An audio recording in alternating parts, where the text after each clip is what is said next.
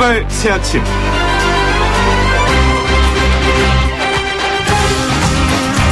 (2012년) 대선 때 안철수 전 대표는 새정치를 지향하며 정의로운 사회, 사회적 통합, 한반도 평화를 얘기했죠. 그리고 국민은 잔뜩 기대를 했었습니다. 그러나 어떤 정치인도 정의, 통합, 평화를 부인한 적이 없다는 점에서 그의 새정치가 무엇인지는 아무도 이해할 수 없었습니다. 그 후 그는 2017년 대선 실패 이후 극중주의라는 기치를 새롭게 들고 나옵니다. 좌우 이념에 경도되지 않고 실제로 국민에게 도움되는 일들에 매진하는 것, 중도라는 극도의 신념을 가지고 행동하는 것, 이것이 바로 극중주의다라고 정의했죠. 2018년 중도를 지향하며 통합신당인 바른미래당을 창당하기도 했습니다.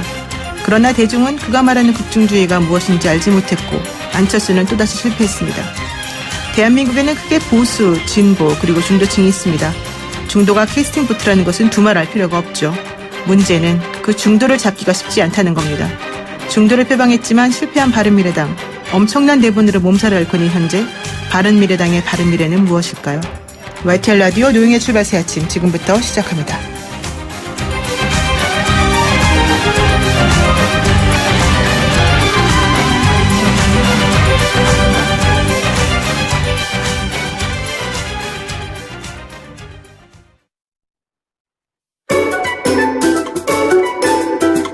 출근길 뉴스 정리해주는 친구 뉴스봇. 네, 마냥 달콤하지만은 않은 쓴소리도 할 줄 아는 벗 BUT 이종훈 시사평론가와 함께합니다. 평론가님 안녕하세요. 네, 안녕하세요.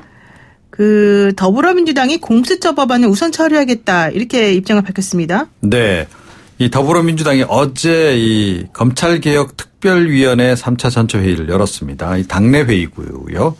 회의가 끝난 뒤에 공수처법의 우선 처리를 강력히 진행하는 것이 민의에 맞는 대응이다라고 결론을 내렸다. 공수처법의 최우선 처리에 당력을 집중하기로 했다라고 밝힌 겁니다.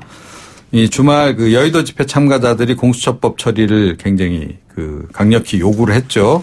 그것에 영향을 받은 것으로 이렇게 보이는데요. 시한을 정했습니다. 23일까지 만약에 자유한국당이 공수처 설치를 계속 반대한다면 자유한국당 제외하고 여야 4당 공조를 통해서 공수처법 처리를 하겠다. 이런 얘기인데요. 네.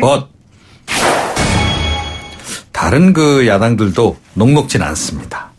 이 오신환 바른미래당 원내대표는 공수처법 우선 처리는 기존 합의를 깨고 파기를 선언하는 것이다. 동의할 수 없다라고 지금 언급을 했습니다. 정의당, 민주평화당을 비롯한 소수 정당들 같은 경우에는 뭘 지금 걱정하냐 하면요. 이러다가 이게 선거제 개편안은 또 뒤로 밀리는 거 아니냐. 이겁니다. 네. 그러니까 이 더불어민주당이 공수처법만 딱 처리하고 나서 또 검찰개혁 관련 법안 먼저 처리하고 나서 선거제 개편안은 그때부터 나몰라라 할 수도 있기 때문에 네. 예, 함께 처리를 하지 않으면 못 믿겠다. 이거거든요.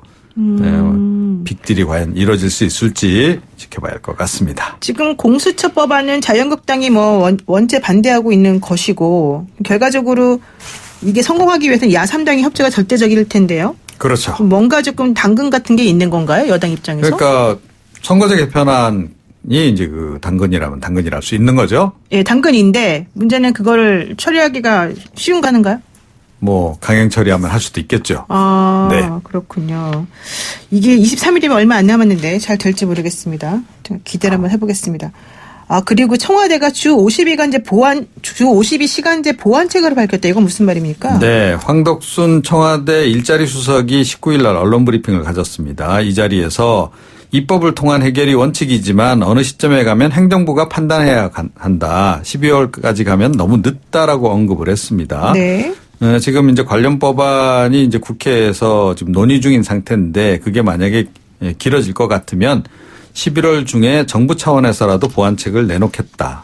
이런 뜻으로 좀 읽힙니다. 네. 보완책의 내용에 대해서도 언급을 했는데 300인 미만 사업장은 준비에 어려움이 더 있을 수 있어 처벌 유예 등의 계도기간 설정을 포함한 보완 방안을 검토하고 있다.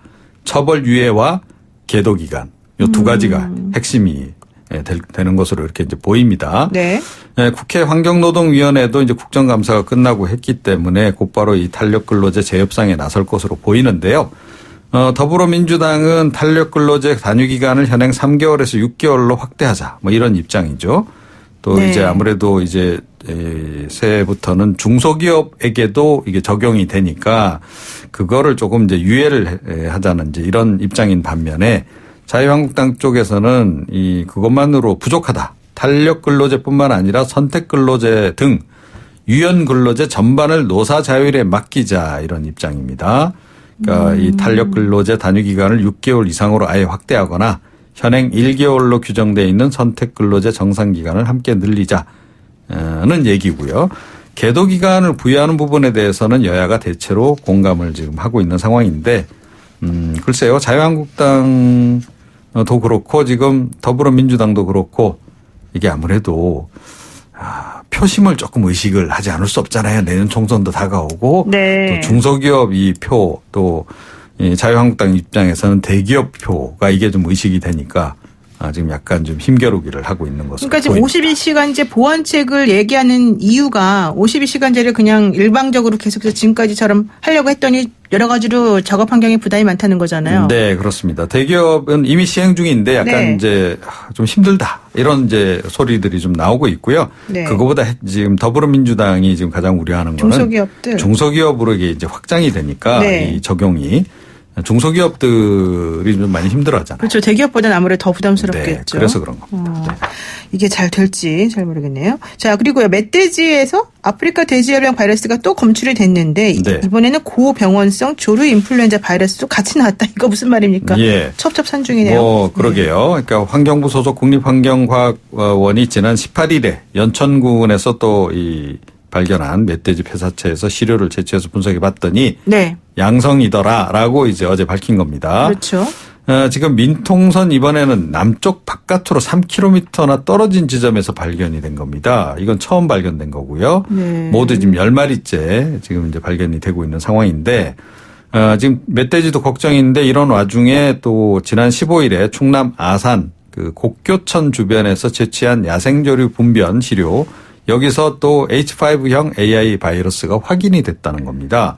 고병원성으로 의심이 된다 그래요. 네. 그러니까 이게 최종 확인은 아마 하루 이틀 더 걸릴 것 같고 고병원성으로 이게 확진 판정이 나와버리면 이거 굉장히 또 심각해지는 거죠. 대규모 또 살처분 또 하지 않겠습니까? 정말 농가들 힘들겠습니다. 예, 그러게 네. 말입니다. 오늘 말씀 여기까지 듣겠습니다. 고맙습니다. 네. 네, 지금까지 이종훈 사평론가였습니다.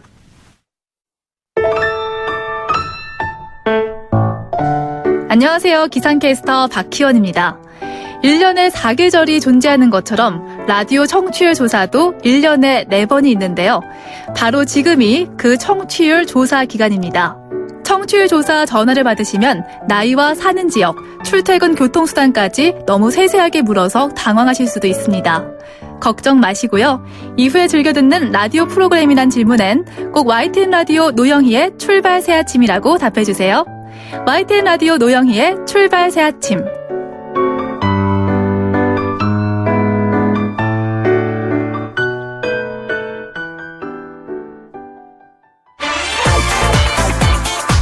정치 강대강 제대로 붙어보시죠. 여의도 촌철살인. 네, 정치 강대강 제대로 붙어보는 여의도 촌철살인 월요일의 정치 토크 시간입니다. 여야의 브레인이십니다. 두 분 다. 더불어민주당의 민병대 의원 나오셨고요. 안녕하세요. 네, 안녕하세요. 네, 자유한국당의 김용태 의원 함께합니다. 안녕하십니까? 예, 안녕하세요. 김용태입니다. 오늘따라 이렇게 딱 엄청나게 뭔가 결심하고 나오신 듯한 표정이세요. 김용태 의원. 아니, 오늘 뭐 이제 국감 마지막 날이니까요. 이거 네. 빨리 끝나고 가서 마지막 질의 준비해야죠. 아, 그렇군요. 예, 오늘 한번 열심히 한번 해보고 또 국감에서도 마지막 파이팅을 기대하겠습니다. 지난 주말에도 거리가 뜨거웠죠. 광화문하고 서초동 조금 그다음에 여의도에서 이제 있었었는데 아주 그만 좀 했으면 좋겠다 이런 얘기 많이 나오거든요. 혹시 국회에서 일을 제대로 안 하니까 국민들이 나서니까 너무 힘들다. 우리 이제 어떻게 해야 되겠냐. 이거 좀 뭔가 좀 있습니까? 그 계획 같은 게 쓴 게? 당연히 이제 광장에서 국회로 정치를 옮기는 건 뭐 정말 불감청연정 고소원이고요. 네네. 우리가 이제 잘해야 되겠죠. 네. 이제 지난번 국감 현장에서 윤석열 검찰총장이 조국 일가 수사 막바지니까 좀 기다려달라 결과. 네. 그리고 그 결과 기다려달라는 말 속에서는 엄정히 수사했고 그 결과에 대해서는 책임지겠다는 말 아니겠어요. 이제 네. 조국 일가 수사 관련해서는 모두들 차분하게 결과 기다리는 일이 남은 것 같습니다. 네, 원론적인 말씀이긴 하지만 어쨌습니까, 민병대 의원님? 예, 어쨌든 조국 장관이 사퇴를 했잖아요. 그래서 네. 대통령께서 그 사표를 수리하면서 이제 세 가지 말씀을 하지 않으셨습니까? 검찰 개혁하고 공정과 정의, 또 언론 개혁, 공정과 정의라고 하는 욕을 수용해서 사표를 수리한 거란 네. 말이죠. 이제 그래서 그 다음에 실제로 이제 우리가 검찰 개혁과 공정과 정의로 가자. 이제 구체적인 방안을 협의해야 되는 것이고 방안의 협의는 국회에서 해야 되는 것이죠. 뭐. 근데 어쨌든 조국 장관이 사퇴를 함으로써 광화문은 좀 썰물 집회가 되고, 또 여의도는 밀물 집회가 되어가고 있다 하는 뭐 평가가 있습니다만, 그 뭐 집회의 규모나 성격에 관계없이 결국 최종적인 책임, 그 바다를 안고 가야 하는 책임, 그 민심의 바다를 안고 가야 하는 책임은 국회한테 있다. 근데 제가 보기에는 조국 장관 사퇴했는데도 불구하고 계속 아직도 대립이 큰 것 같아요. 왜 그러는 거예요, 김용태 의원? 상처가 컸죠. 상처가 커서? 이 광장의 대립뿐만이 아니라 우리 일상생활에서도 정말 얼마나 많은 대립이 있었어요. 제가 뭐 여기에서도 말씀드렸지만 친한 친구하고 의가상하고 네, 그때 심지어 그러셨죠. 뭐 가족 일가끼리도 의가상하고 네. 이게 보통 일이었어요. 아마 전대미문의 일이었던 것 같은데 이런 상처를 봉합하는 데는 시간이 걸릴 수밖에 없고 특히나 이 검찰이 정말 중요한 역할을 해야 할 겁니다. 검찰 수사 결과가 네. 누구한테 유리하다 불리하다가 아니라 진실만을 밝히는 엄정한 결과가 나오는 게 중요할 것 같습니다. 그러지 않고서야 이 상처가 쉽게 치유되겠어요. 상처가 커서 봉합해야 되기 때문에 시간이 걸린다. 그런데 민 의원님, 예. 지난번에 국감 때 윤석열 검찰총장이 뭐 MB 때 훨씬 쿨해서 어쩌고저쩌고 이런 얘기 한 것 때문에 좀 문제가 컸잖아요. 그것도 저는 조국 장관 사퇴 이후에 또 계속해서 벌어졌던 관련된 일이라고 보는데 그 부분은 어떻게 보세요? 그러니까 그 MB 때가 쿨했다는 게 아니라 네. MB 때 자기가 쿨하게 처리했다. 자기는 쿨하게 처리했다? 네, 큰 간섭이 없어서 네. 나는 내가 맡은 사건을 쿨하게 처리했다 하는 것이죠. 네. 그러니까 이제 검찰총장 정도의 직위에 올라와 있다고 한다면 네. 전체를 갖다가 이렇게 총체적으로 보고 얘기할 수 있어야 한다고 봐요. 네. 그렇지 않고 자기 개인 경험을 갖고 나는 쿨하게 처리했다. 뭐 본인 개인이 어떻게 처리했냐 묻는 게 아니잖아요. 네. 그러다 보니까 거기에 대한 오해가 파장이 이제 굉장히 큰 거 아닙니까? 우리 김영태 의원님도 존경하는 우리 정두원 의원님. 네. 정말 그분의 경험을 생각하면 자유한국당의 많은 의원들도 정말 이렇게 하면 안 된다. 이런 공작수사, 정치수사 있으면 안 되고 무죄 추정의 원칙 반드시 지켜져야 한다 하는 얘기를 하거든요. 제가 이 자리에서 자세한 얘기를 말씀드릴 수는 없지만 그런 상처들을 다 알고 있어요. 내용들을. 근데 그때 MB 정부 때 정말 너무나 많은 사건들이 있었거든요. 그 아픈 그러니까요. 사건의 추억이 네. 있는데 어떻게 개인 경험의 추억을 얘기하냐 이거예요. 검찰총장이. 국민의 추억을 얘기해야지 개인의 추억을 얘기하는 것은 총장으로서 적절하지 않았다고 보는 거죠. 근데 저는 이 국감장에서 그 국감위원이 지금 뭐 국민의 추미애 관심사를 수사하고 있는데 저는 그 질문 자체가 틀렸다고 생각을 해요. 질문이 잘못됐다. 어느 정권이 공정했냐 안 했냐 이런 식으로 그 자체가 편가르기 때문에 편가르기이기 때문에 누차 말씀드리지만 이제 검찰 수사가 막바지가 왔기 때문에 결과 지켜보면 될 것 같아요. 뭐 네. 여기에서 뭐 누가 그 잘했네 못했네 이런 얘기들 무슨 의미가 있겠어요. 이제 국민들께서 일상으로 돌아가셔서 생업에 종사하기 위해서는 검찰이 자기 본분 갖춰서 일하면 됩니다. 네, 뭐 한마디만 붙이면 이제 네. 저도 그렇게 생각하는데 우리 기자는 기사로 말하고 판사는 판결로 말하고 검사는 기소장을 말할 거 아닙니까? 네. 윤석열 우리 검찰총장과 특수부는 이제 기소장을 말을 해야 될 것 같아요. 그것이 이제 국민이 평가할 거고 거기에 대한 책임을 질 거고 그건 그대로 놔두되 우리가 기소장을 보고 판단하자고요. 또 한편에서 이제 국회는 뭘로 말해야 됩니까? 국회는 입법으로 말해야죠. 이제 검찰 개혁해야죠. 되게 중요한 예, 말씀이십니다. 검찰 개혁하기 좋은 추수의 계절 10월 31일 10월의 마지막 밤을 국민적으로 역사의 봉우리를 넘는 기분으로 넘어갔으면 합니다. 역사의 봉우리를 넘는 기분으로 국회가 일을 좀 하는 모습을 보이면서 넘어가고 싶다. 좋습니다. 자, 이번에는 좀 여당에게 아픈 그런 질문 한번 하겠습니다. 광장에서 뭐 자유한국당은 이제 개혁 대상이 조국이 아니라 문재인이다 이렇게 얘기를 하고 있는데요. 결과적으로는 경제, 외교, 안보, 정책 이게 사실 매우 중요한데 잘 못하고 있다. 이런 취지를 얘기하는 것 같아요. 김용태 의원님, 현 정부의 경제, 외교 행보 어떻습니까? 광화문에 모이신 수많은 국민들께서 단지 그 조국만 얘기한 게 아니거든요. 그렇죠. 그 총체적인 경제, 외교 이 문제에 대해서 상처가 깊었기 때문에 그게 저는 뭐 터져 나왔다고 생각을 해요. 특히 뭐 국민들 먹고 사는 문제가 가장 중요하기 때문에 경제 문제 간단하게 말씀드리면 이 문제는 그 국민들하고 가장 그 인식의 괴리가 있는 게 경제 부문 중에서도 고용인 것 같아요. 네, 고용. 이 정부는 뭐 입만 열면은 고용이 사상 최대 실적을 냈다라고 얘기하는데 국민들께서는 전혀 그렇게 생각 안 하시거든요. 뭐 같은 통계를 놓고 보더라도 사상 최고라고 얘기하지만 전문가들은 그 실제 경제의 호리인 30대, 40대 고용률이 그 나쁜 걸 넘어서 참사다 이런 얘기까지 하거든요. 네. 60대 이상의 그 정부에서 돈 대서 하는 고용만 좋을 뿐이고 저는 문재인 정부 경제 최대의 지금 실패가 다른 것보다도 경제 통계에 대한 불신이라고 생각해요.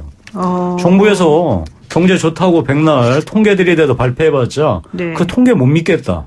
그리고 그 통계가 가리키는 곳이 네. 30대 40대 고용 참사인데 60대 정부에도 돈 된 고용률만 갖고서 고용 좋다고 얘기하면은 뭘 어떻게 하자는 거냐. 네. 아니 사실을 사실대로 받아들인 다음에 뭔가 대책을 세워야지. 이렇게 지금은 경제가 가서는 큰일 나겠다라고 하는 말씀들을 하고 계시고요.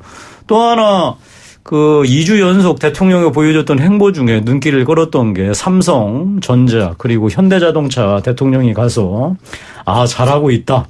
그리고 실적 좋다. 이런 말씀을 이제 행보를 하시는 거 보고 국민들이 매우 의아하게 생각하셨어요. 대통령께서 언제 이런 데 신경 쓰셨다고 저런 말씀을 하시지? 그러니까 그러면서 국민들이 이런 말씀을 하세요. 그 조국 이 사태 때 대통령이 이렇게 말씀하셨잖아요. 법무부는 법무부의 할 일을 하고 검찰은 검찰이 할 일을 한다. 해라. 네. 마찬가지로 경제 부분에서 대통령은 대통령이 할 일을 하시고 우리 기업인은 기업인이 할 일을 하면 된다.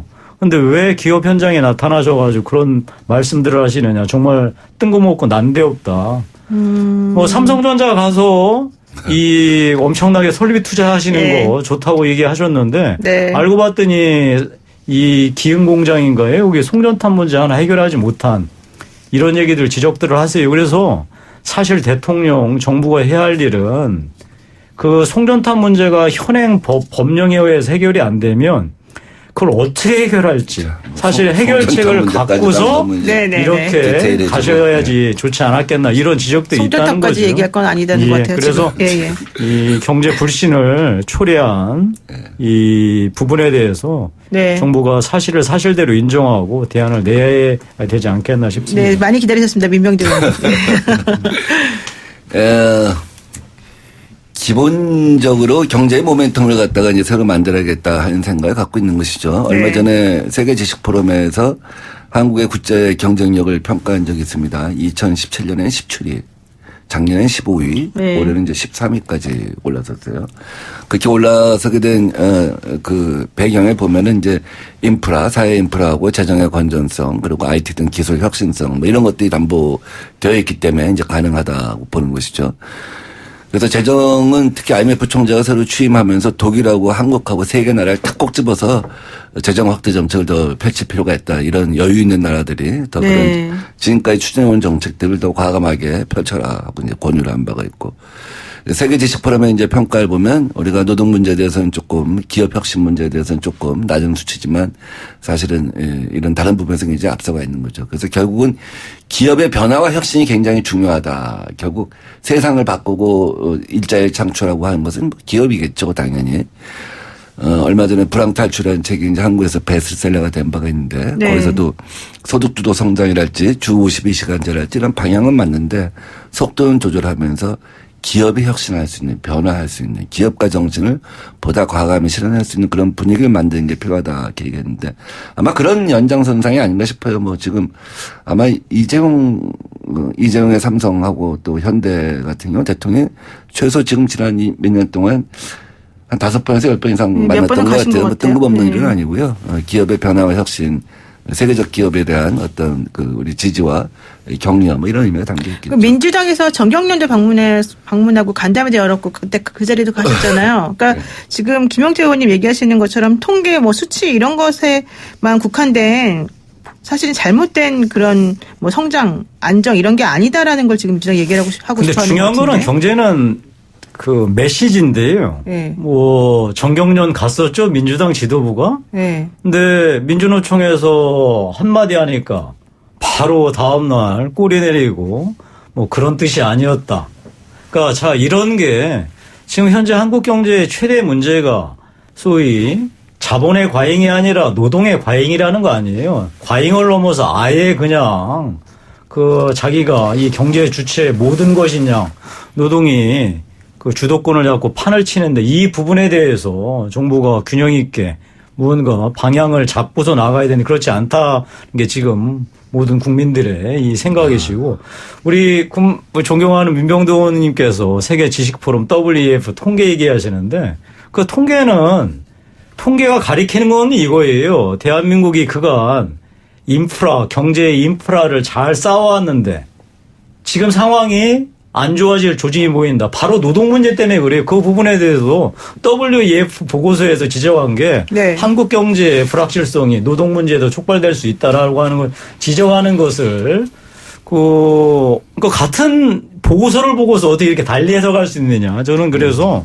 지금 한국 경제는 있는 그대로 보고 이 30대, 40대 대한민국 경제의 이 사람들의 고용률이 지금 취약으로 떨어져 있는 것을 구체적으로 어떻게 네. 그 돌파할지 해결할지에 대해서 안을 내놓는 방식으로 풀어야지. 예. 그냥 계속 재정 풀어서 그게 이제 결국 하겠다는 소득 주도 성장 계속 끌고 가겠다는 뭘 어떻게 하자는 건지 잘 제조업 모르겠습니다. 경쟁력의 문제 아니겠습니까? 네. 지금 30대, 40대 일자리가 줄어든 것은 이제 제조업이 그동안 중국한테 이제 추월 위기에 놓여 있고 뭐 또 일본이 다시 제조업 르네상스를 하고 있고 이런 문제 아니겠습니까? 그래서 결국은 대통령께서도 이런 문제 의식하에 현대는 가서 미래차가 우리가 세계적으로 가장 앞서 있다. 네. 이제 그런 얘기 또 삼성이 디스플레이에 새로 투자하고 이런 것들이 있잖아요. 그래서 격차를 갖다 벌리겠다고 하는 거. 반도체에서도 이 초격차를 갖다가 더 크게 벌리겠다고 하는 거. 이런 것들이 다 이제 혁신 성장인 것이죠. 미래로 가는, 그러니까 미래를 갖다가 우리가 과거에 누적된 문제를 과거에 어떤 확인된 해법만 갖고 해결한 것이 아니라 미래에서 우리가 이제 해법을 따갖고 오는 거라고 할 수 있는데 제가 하고 정부는 정부대로 그런 규제들을 법령을 고쳐서 뭔가 바꿔주는 거 이런 일을 해야죠. 그게 제조업 르네상스라는 목표를 달성하는 정부와 기업이 할 일이라고 생각을 짧게 합니다. 한마디만 할게요. 법령은 국회가 고치는 겁니다. 그리고 지금 말씀하신 이제 우리 자율차 시범 지역 포함하여 뭐 블록체인 시범 지역에서 지난 5월 달인가 6월 달 정부가 15개인가요? 도시별로 지역별로 그 특례 시범 지역을 지정을 했죠. 네, 일단 여기까지 1부 마치고요. 두 분과 함께 2부에서 다시 뵙겠습니다. YTN 뉴스 FM 노영희의 출발새 아침 2부 시작했습니다. 강대강 여의도 촌철살인 더불어민주당의 민병대 의원, 자유한국당 김용태 의원과 함께하고 있는데요. 저희가 지금 꼭 짚어봐야 될 것이 생겼습니다. 여당에서 공수처 설치법을 먼저 처리하겠다라는 얘기를 좀 했지 않습니까? 그러면서 네. 23일까지 한국당이 만약에 협조를 안 하면 여야 4당이 알아서 하겠다 이런 얘기인데요. 우선 각 당의 입장이 간단히 뭔지 그리고 23일까지 처리 안 됐을 때 야 3당이 협조를 할지 한번 여쭤보겠습니다. 우선 민병대 의원님 어떻습니까? 뭐 여당 입장에 공수처법부터 먼저 우리가 하기로. 검경 수사권 조정부터 먼저 해야 한다 하는 입장입니다. 왜냐하면 네. 이 국면을 갖다 길게 끌어서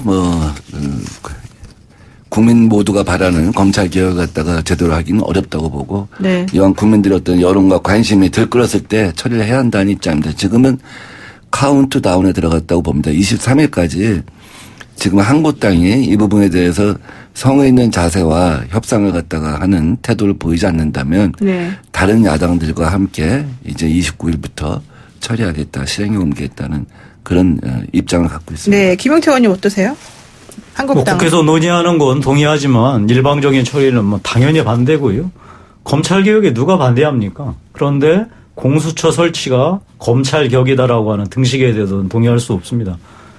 이 검찰개혁의 본령이 누차 얘기하지만 권력으로부터의 독립이고 권력으로부터 독립을 하기 위해서 공수처만이 답이다라고 하는 그 논리는 절대 성립할 수 없고요. 네. 아시다시피 전 세계적으로 이 지금 현재 국회에 올라와 있는 공수처는 전례가 없는 기소와 수사를 동시에 해주는 새로운 권력기관을 만드는 거예요.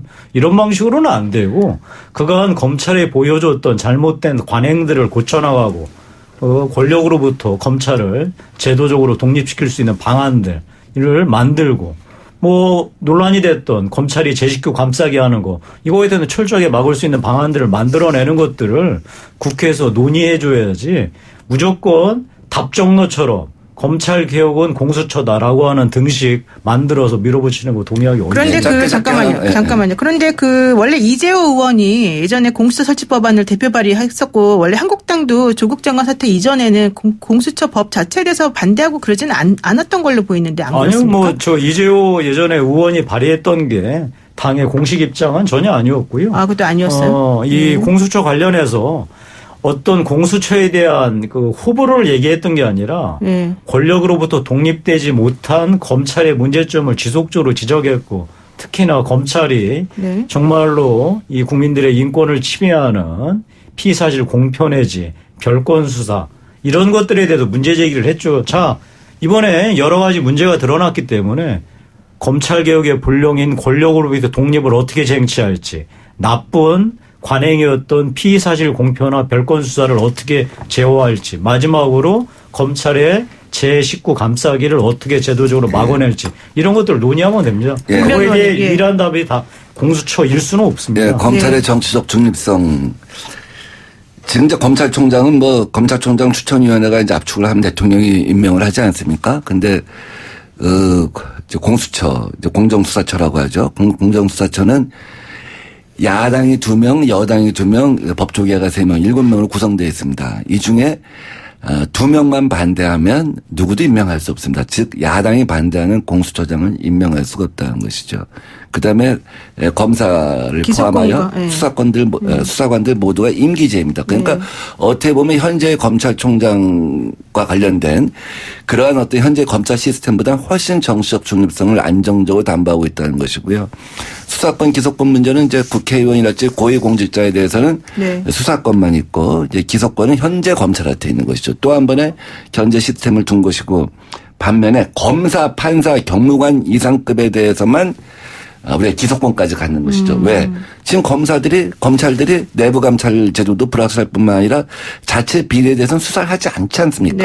그리고 앞으로 검경 간의 수사권 조정이 되면 견제와 균형이 어떤 때는 갈등으로 발전할 수도 있단 말이에요. 또 법원의 어떤 우리가 제19 감사기도 받고 이런 부분에 대해서는 제3의 기관이 필요하다. 그래서 그런 부분에 대해서는 우리가 이제 기소권을 준다. 이렇게 해서 안정적으로 설계가 이제 완벽하게 꾸려져 있다. 여기서 이견이 있으면 자유한국당이 와서 이제 상의를 하면 되는 겁니다. 근본적으로 안 하겠다. 이렇게 갖고는 협의를 할 수가 없는 것이죠. 야3당이 근데 협조를 할까요? 제가 듣기로는 바른미래당은 선거법 먼저 안 하면 안 한다는 것 같은데. 그 기류가 여러 가지 다양하게 있습니다.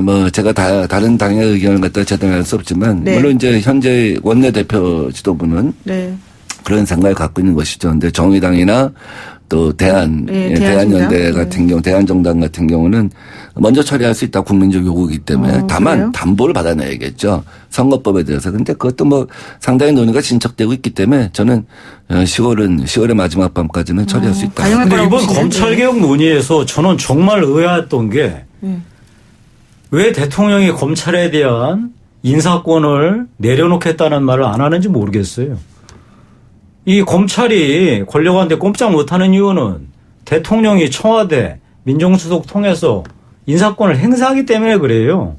이 문제를 합리적으로 조정하는 안이 있으면 권력으로 독립을 만들어내는 거고 검찰이 제19 감싸기에 급급했던 거는 감찰 권한이 검찰한테 있어도 그렇거든요. 그거에 대한 제도적인 안을 만들어내면 돼요. 근데 그거랑 공수처법이랑 다른 거 아니에요? 공수처법하고. 그러니까 이런 것을 안 한다고 공수처를 만들겠다고 얘기하는데 그것도 세계의 전례 없이 금태섭 의원 표현대로 하면은 자 그래서 아까 얘기한 대로 검찰의 인사권의 독립, 검찰의 감찰권을 이제 독자적으로 행사하는 게 아니라 이 감시를 할 수 있는 이 영역으로 뽑아내는 것. 이런 것들을 논의하고 제도를 만들 생각을 해야지. 세계에서 전례 없는 이 기소권과 수사권을 다 가진 공수처를 뭐 다가는 것이 답이다라고 주장하는 다음 주제가 것은 또 있을 적절치 텐데 않다고 짧게 생각합니다. 반응을 해야 될 것 같아갖고 네. 뭐 세계에서 전례가 없다고 하는데요. 세계에서 전례가 없는 37개의 권한을 갖고 비대해진 검찰에 대한 수술은 반드시 필요하다 하는 생각을 갖고 있고요. 뭐 검찰에 대한 인사권 문제랄지 감찰권 이거는 감찰권은 뭐 이번에 개혁위원회 안으로 또 시행령으로 이번에 이제 도입이 된 것이죠. 제대로 된 외부 셀프 감찰이 아니고 외부 감찰. 그리고 뭐 인사야 뭐 실질적으로 이렇게 독립이 되어 왔었으니까 그걸 뭐 제도적으로 보완하자고 하면 또 할 수 있겠죠. 네. 네. 지금 그 검찰개혁법안하고 공수처법안은 다른 거다. 그리고 공수처법안과 관련해서 문제점 있는 것들은 어느 정도 합리적으로 지금 처리가 된 것 같은데 그 부분은 왜 얘기를 안 해주시냐. 좀 그 얘기 같아요. 민병대 의원님 얘기가 김명태 의원님께. 그러니까 공수처의 네. 기본 그 설계 자체가 네. 이 검찰 개혁을 하지 않고 검찰 개혁이 안 되니까 만들겠다라고 하는 건데 그래서 만드는 공수처가 또 다른 예전 검찰이 나쁜 괴물 같은 모습으로 나타날 우려가 매우 크다는 거죠. 예전처럼. 그걸 전제로 해서 논의를 네. 해야지. 네. 공수처는 지고지순하고 검찰은 절대 고칠 방법이 없다라고 하는 걸 통해서 검찰 개혁 이코로 공수처라고 하는 답정너시 네. 이 재단 자체에 동의할 수 없다는 그럼 거예요. 한국당이 반대했을 때 야3당이 협조해서 이게 통과될 가능성이 있다고 보십니까? 자, 그거는 이제 국회에서 논의를 해봐야죠. 자, 논의해봐서 해봐야 된다. 정말 검찰 개혁의 그 중요한 이 목표들을 어떻게 달성할 수 있을지 그건 이제 국회가 논의를 해야 되겠죠. 네. 자, 하나 그렇군요. 검경개혁에 대해서 진실성을 보이려면 네. 자유한국당이 내놓은 법안이 있지 않습니까? 네. 검경수사권 조정. 근데 거기 네. 예외 조항 8개가 아무 때나 검찰이 지금보다 더 직접적으로 개입할 수 있게 돼 있잖아요. 검찰에 고발한 사건, 검찰과 경찰이 동시에 수사한 사건 등을 포함하여 아무 때나 직접 개입할 수 있는데 그런 검경수사권 조정안을 내놓고 지금 이런 얘기 저런 얘기 한 게 다 진실성이 없다. 이 얘기죠. 진정성이 없어 보인다. 네, 좋습니다. 여기까지 오늘 시간이 없어. 여기까지만 듣겠습니다. 한마디 하실래요? 10초 남았습니다. 저도 검경 수사권 조정은 필요하고 검찰의 직접 수사는 당연히 엄격하게 제한해야 한다는 점 분명히 말씀드립니다. 예, 원론적인 부분에서는 동의하시는 걸로 이해하겠습니다. 네, 지금까지 더불어민주당 민병대 의원, 자유한국당의 김용태 의원이었습니다. 감사합니다. 예, 감사합니다. 네, 고맙습니다.